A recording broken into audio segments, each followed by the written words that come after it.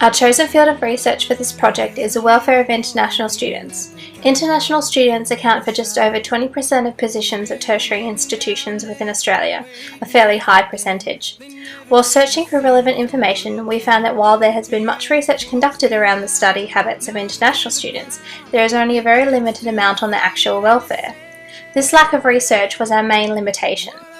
Through our struggle to find relevant research and studies on this topic, we did come across some helpful people, resources and literature, which led us to the same following conclusion. What type of research do you think is known about the welfare of international students? Not very much, unfortunately. They're 20% of the student body, but there's very little support for them. On the whole, international students are very connected to their studies, and then they're more disconnected to student life, and that's where most of those research studies are done. Everyone seems to care a lot about their studies, but not much else. Okay. Well, they're not able to have travel concessions, so obviously that's a huge impact financially. The other thing is if their parents live overseas and they're dependent on them, getting money across can be quite difficult. They also have to study full time, so they can't get a job in most cases.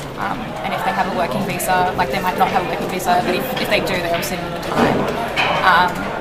Also, international students find it quite hard to access welfare services on campus, because even though we have a lot, they're very English-centric. After we found some information and facts about this topic, it was decided our best method of research would be through collecting information through different mediums, such as interviews and surveys. I'm an international student from Singapore. It's pretty unfair in terms of us not getting concession and paying really expensive school fees. I work. I have a part-time job. It would seem that current research has found quite a few facts about the issues that arise when considering the welfare of international students. These students represent a demographic that strive to make it through. But what happens to the international students who don't make it? Where do they live and how do they survive? Do they still attend classes? What services help them, and are they NGO services and charities? Who identifies them? Questions such as these seem to not have made it within the scope of literature available, and we hope to find the answers to these and many more questions. We hope to gain further insight into the lives of these international students.